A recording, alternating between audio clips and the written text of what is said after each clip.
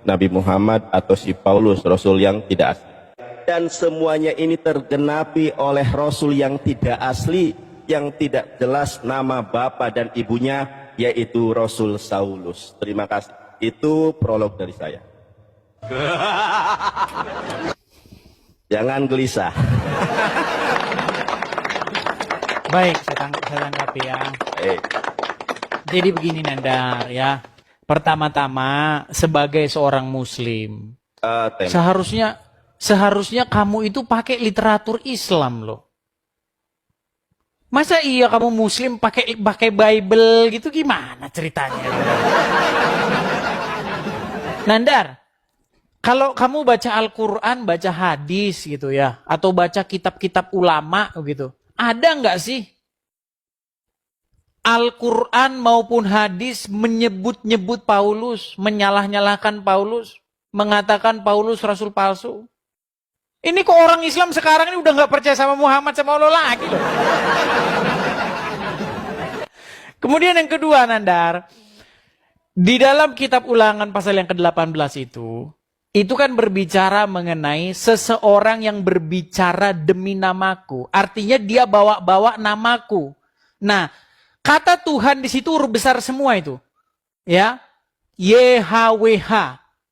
Jadi nabi itu ciri-cirinya dia berbicara atas nama YHWH.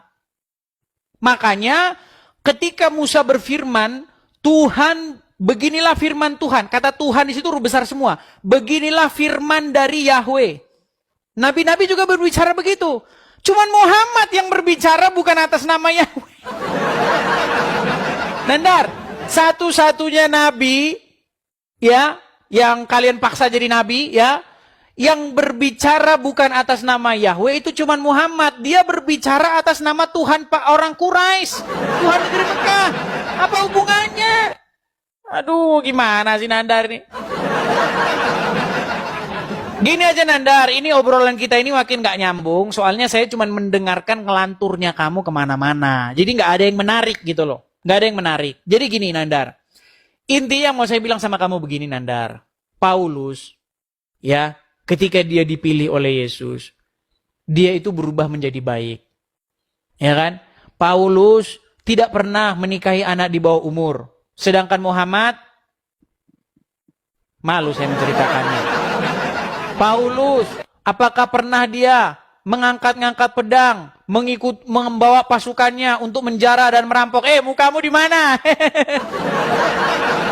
Tidak pernah. Ya kan? Betul nggak? Pernahkah Paulus mengoleksi banyak istri ketika dia udah bertobat? Muhammad? Nandar. Sudahlah Nandar. Gini Nandar, setiap nabi palsu, apapun lah, mau nabi palsu, mau dukun palsu, mau apa, mau pejabat KPK palsu, mau wartawan palsu, ada motif di baliknya, yaitu keuntungan. Entah itu uang, entah itu harta, tahta wanita. Nggak jauh-jauh dari situ. Coba, dukun palsu, apa? Motivasinya supaya biar dapat duit. Itu dukun palsu. Atau apa? Supaya dia bisa menggagahi wanita. Itu dukun palsu. Makanya kalau ada dukun palsu, bukalah bajumu. Masuklah ke kamar. Nah itu dukun palsu itu. Sekarang saya tanya sama kamu Nandar. Apa motivasinya Paulus jadi rasul palsu? Coba, kamu jelaskan dulu. Modus dia apa? Adakah dia supaya dia jadi kaya raya? Adakah dia menumpuk hartanya? Malahan dia menjadi orang susah.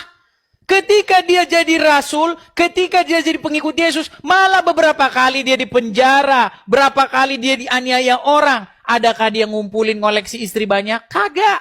Adakah dia ngoleksi banyak harta-harta untuk kekayaan dia? Sehingga ada sekian miliar harta rampasan perang, jarahan perang? Gampang, nggak usah ini. Kita bicara logis-logis saja lah, ya. Nggak usah ke ini jauh-jauh kamu kitab suci kamu ngarang begini itu segala macam. Gini, Nanda, dengarkan. Waktu Muhammad belum jadi nabi, istri dia satu. Ketika dia jadi nabi, istrinya banyak. Tuh.